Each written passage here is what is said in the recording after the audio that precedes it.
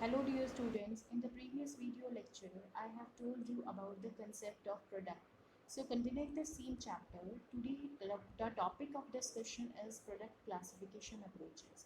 So let's start the topic product classification.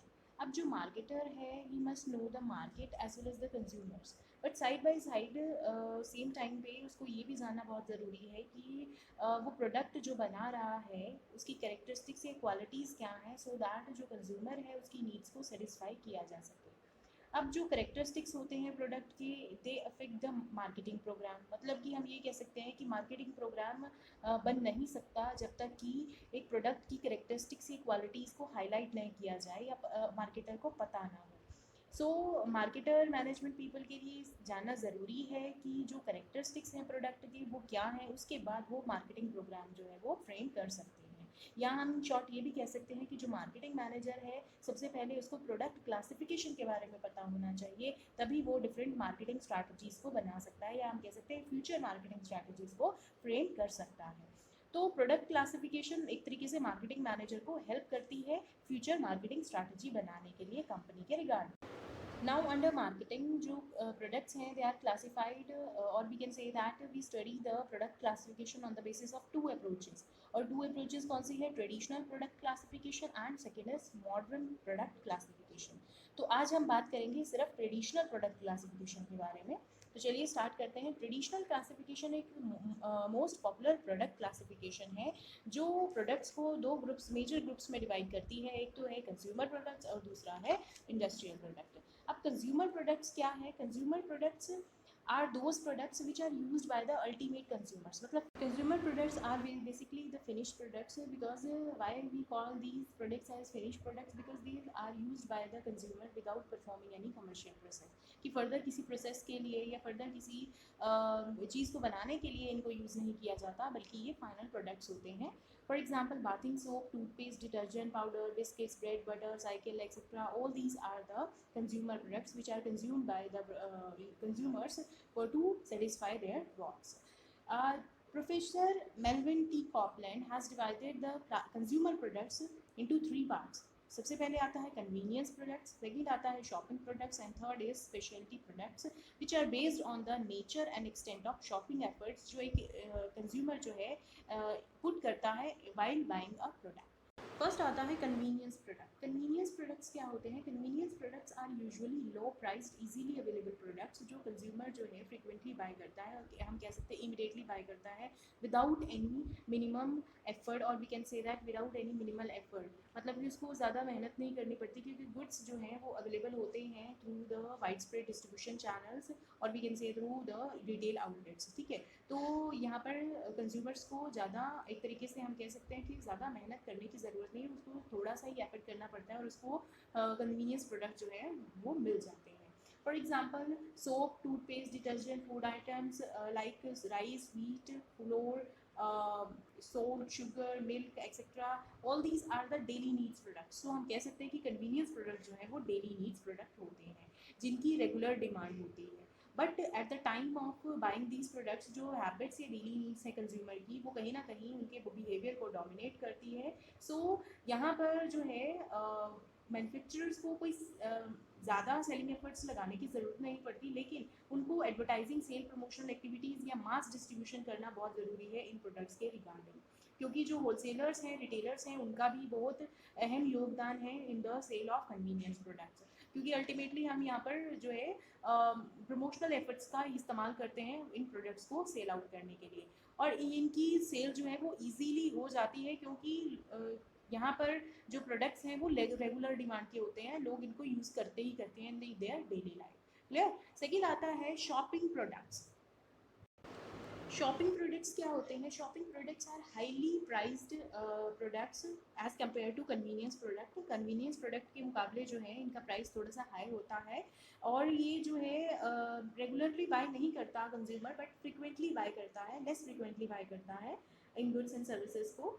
So while buying these products and services under the shopping products के हम कह सकते हैं जो कंज्यूमर है वो एक तरीके से टाइम एंड एफर्ट दोनों ही लगाता है इंफॉर्मेशन गैदरिंग में रिगार्डिंग द प्रोडक्ट और परचेजेस ऑफ द प्रोडक्ट, जो है एक तरीके से आफ्टर केयरफुल हम कह सकते हैं consideration of price, quality, features, style, suitability, इन सब चीज़ों को देखने के बाद ही वो डिसाइड करता है कि उसको प्रोडक्ट बाय करना है या नहीं करना है। फॉर एग्जाम्पल जब भी TV, air conditioners, cars, furniture, hotel and airline services ये सब ली जाती हैं, ये सर्विसेज या ये प्रोडक्ट्स खरीदे जाते हैं, तो यहाँ पर जो प्रोडक्ट खरीदने वाला होता है वो पूरी डिटेल एक तरीके से करता है, निकालता है, या हम कह सकते हैं पूरी रिसर्च करता है कि वो डिफरेंट सर्विसेज या प्रोडक्ट जो है वो पर्टिकुलर प्रोडक्ट जो है वो कहाँ से खरीदे।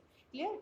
तो इसलिए इनको थोड़ा सा हाई प्राइसली प्रोडक्ट बोला जाता है और इसलिए इनको शॉपिंग प्रोडक्ट्स भी बोले जाते हैं, क्योंकि ये प्रोडक्ट्स जो हैं वो ड्यूरेबल नेचर के होते हैं।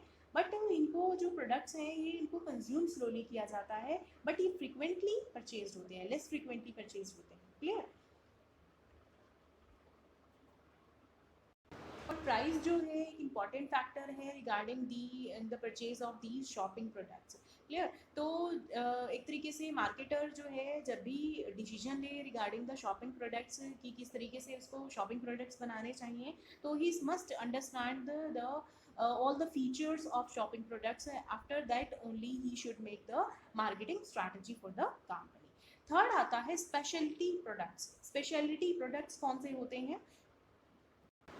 Speciality products basically high price branded products होते हैं, यहाँ ब्रांडेड प्रोडक्ट्स या सर्विसेज कह सकते हैं, जिनकी जो है यूनिक करेक्टरिस्टिक्स होती हैं और जो कस्टमर हैं वो कन्विंस होते हैं इन प्रोडक्ट से, और साथ ही साथ वो मानते हैं कि ये प्रोडक्ट जो है सुपीरियर होंगे as compare to the competing brands. ठीक है? यहाँ पर जो है गुड्स जो है फ्रिक्वेंटली परचेज नहीं किए जाते, ये एक या लाइफ टाइम में एक या दो बार जो है परचेज करता है consumer, and these products are distributed through one और फ्यू एक्सक्लूसिव डिस्ट्रीब्यूशन आउटलेट्स।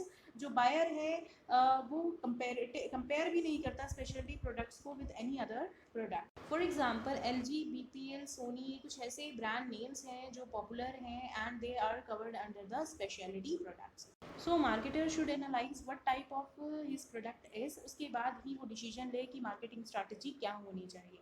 उनके प्रोडक्ट्स जो है वो कन्वीनियंस प्रोडक्ट हैं, शॉपिंग प्रोडक्ट्स हैं या स्पेशलिटी प्रोडक्ट्स हैं, उसके बाद ही डिसीजन ले कि क्या मार्केटिंग स्ट्रैटेजी होगी फॉर द बिजनेस और for the selling the product. Clear? Consumer products के बाद नेक्स्ट टाइप ऑफ प्रोडक्ट्स आते हैं इंडस्ट्रियल प्रोडक्ट्स। इंडस्ट्रियल प्रोडक्ट्स क्या होते हैं? Industrial products are those products जिनको यूज़ किया जाता है further production of goods and services के लिए।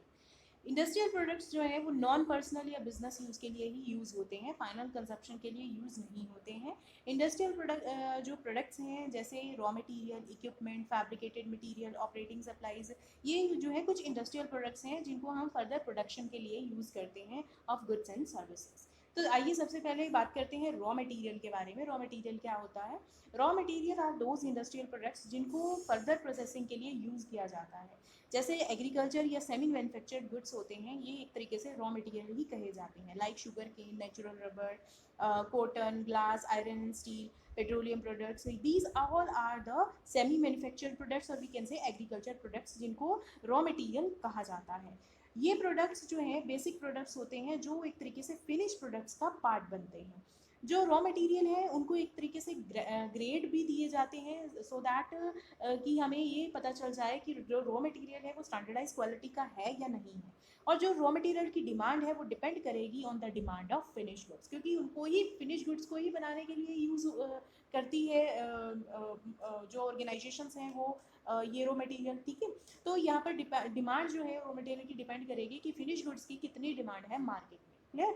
नेक्स्ट आता है इक्विपमेंट्स। इक्विपमेंट्स थ्री टाइप्स के होते हैं: installation, accessory equipments, plant and machinery. Installations basically long life और सबसे ज़्यादा एक्सपेंसिव इक्विपमेंट्स होते हैं इंस्टॉलेशंस। ठीक है?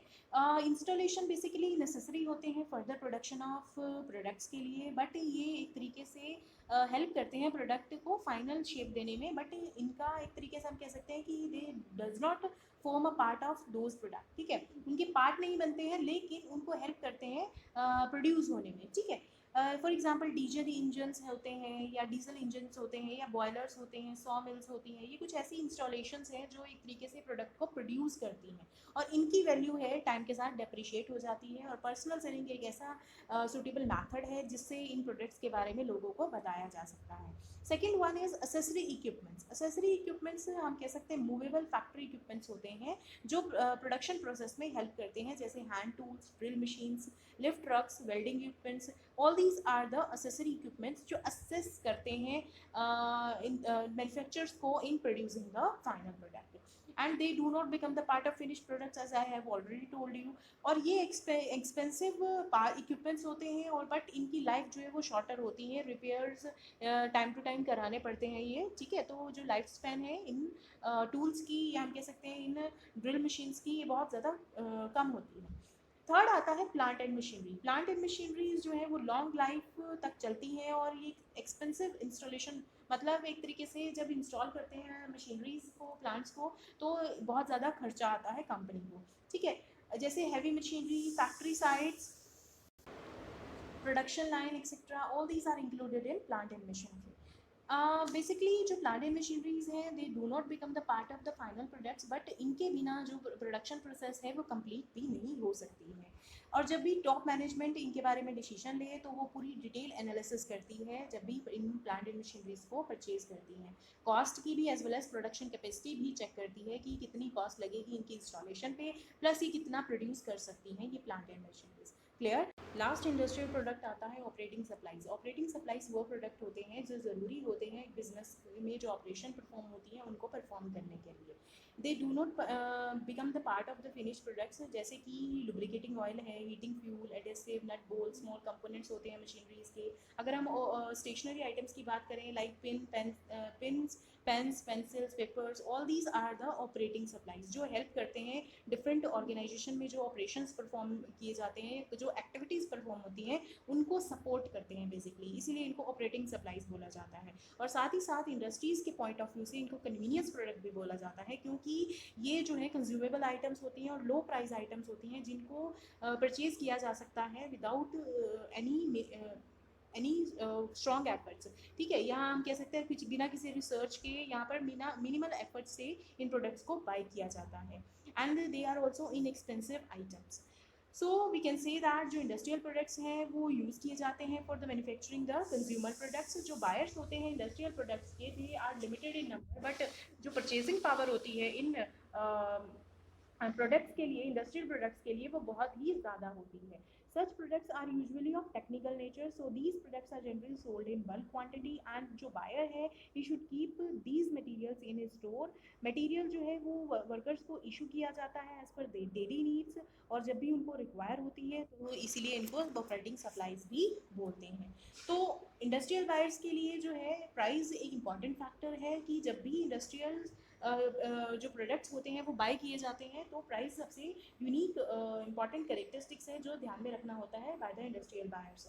और इंडस्ट्रियल बायर्स जो है वो रैशनल बिहेवियर शेयर करते हैं जब भी वो इंडस्ट्रियल प्रोडक्ट्स को खरीदते हैं, and they also take the decisions by considering the price, quantity, quality, size of the package, ready availability, their on requirement, strong capacity. इन सब चीज़ों को या इन सब क्राइटेरिया को बहुत ज़्यादा गौर से सर्च आउट किया जाता है by the industrial users, so that they purchase the proper and good product for their organization. So that's all about the traditional product classification. We'll cover the modern product classification in the next upload. So see you in the next upload. Bye bye, take care, thank you so much.